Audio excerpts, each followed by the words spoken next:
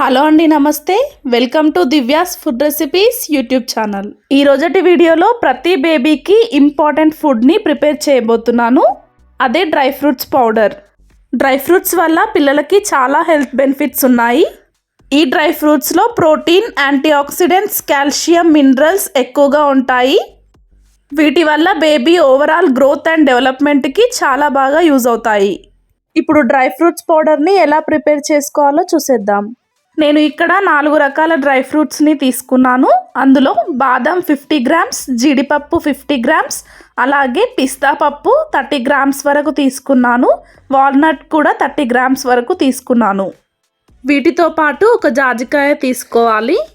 జాజికాయ మొత్తం వాడకూడదు, కొద్దిగా పౌడర్ అంటే జస్ట్ పించ్ ఆఫ్ పౌడర్ని తీసుకోవాలి. జాజికాయను ఎక్కువగా వాడినా కూడా పిల్లలకి మంచిది కాదు. ఈ జాజికాయ పిల్లలకు చాలా మంచిది. మెయిన్గా ఈ జాజికాయను పిల్లలకు జలుబు, దగ్గు, అలాగే కఫం లాంటిది పేరుకున్నప్పుడు వాడతారు. ఈ జాజికాయ పిల్లల్లో జలుబు, దగ్గు త్వరగా తగ్గిస్తుంది. కాకపోతే తక్కువ మోతాదులో వాడుకోవాలి. ఇప్పుడు డ్రై ఫ్రూట్స్ని ఒక్కొక్కటిగా వేయించుకుందాం. ముందుగా స్టవ్ పైన నాన్ స్టిక్ కడాయిని పెట్టుకొని కడాయి హీట్ అయిన తర్వాత బాదం పప్పు వేసుకొని లో టు మీడియం ఫ్లేమ్లో వేయించుకోవాలి. చూసారు కదా, ఇలా కలర్ చేంజ్ అయిన తర్వాత ప్లేట్లోకి తీసుకోవాలి. డ్రై ఫ్రూట్స్ని లో ఫ్లేమ్లో ఎక్కువసేపు వేయించుకోవడం వల్ల లోపల నుంచి వేగుతాయి. అలాగే జీడిపప్పును కూడా వేసుకొని లో ఫ్లేమ్లో వేయించుకోవాలి. కలర్ చేంజ్ అయిన తర్వాత వేరొక ప్లేట్లోకి తీసుకోవాలి. ఇప్పుడు వాల్నట్స్ని కూడా వేసుకొని లో ఫ్లేమ్లో వేయించుకోవాలి. అలాగే ఇప్పుడు పిస్తాను కూడా వేసుకొని వేయించుకోవాలి. నేను ఇక్కడ డ్రై ఫ్రూట్స్ అన్నింటినీ తక్కువ క్వాంటిటీలోనే తీసుకున్నాను. డ్రై ఫ్రూట్స్ పౌడర్ ఎక్కువ చేసి ఎక్కువ రోజులు పిల్లలకు పెట్టడం మంచిది కాదు. అందుకే మోతాదులో చేసుకోవడం మంచిది. డ్రై ఫ్రూట్స్ మొత్తం ప్లేట్లోకి తీసుకోవాలి.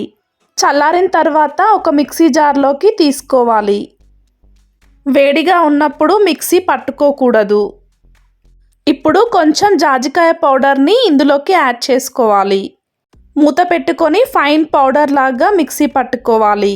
ఇవి ఎక్కువసేపు మిక్సీ పట్టకూడదు, ఎందుకంటే డ్రై ఫ్రూట్స్లో ఆయిల్ ఉంటుంది కాబట్టి పౌడర్ కాకుండా మెత్తగా అవుతుంది.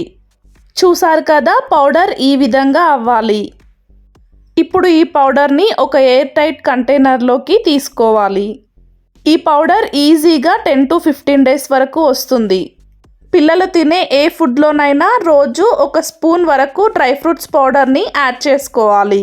ఇలా రోజు పిల్లలకి డ్రై ఫ్రూట్స్ పౌడర్ని ఒక స్పూన్ పెట్టడం వల్ల వాళ్ళు హెల్తీగా ఉంటారు. 1 టీ స్పూన్ కంటే ఎక్కువ కూడా పెట్టకూడదు. ఇంతేనండి ఇవాల్టి వీడియో. ఈ వీడియో కనుక మీకు నచ్చినట్లయితే ప్లీజ్ లైక్ చేయండి, మీ ఫ్రెండ్స్ అండ్ ఫ్యామిలీ మెంబర్స్కి షేర్ చేయండి. ఇలాంటి మరిన్ని రెసిపీస్ కోసం మన దివ్యాస్ ఫుడ్ రెసిపీస్ ఛానల్ని సబ్స్క్రైబ్ చేసుకోండి. ఇంకా ఎలాంటి రెసిపీస్ కావాలన్నా కామెంట్ బాక్స్లో కామెంట్ చేయండి. Thank you for watching.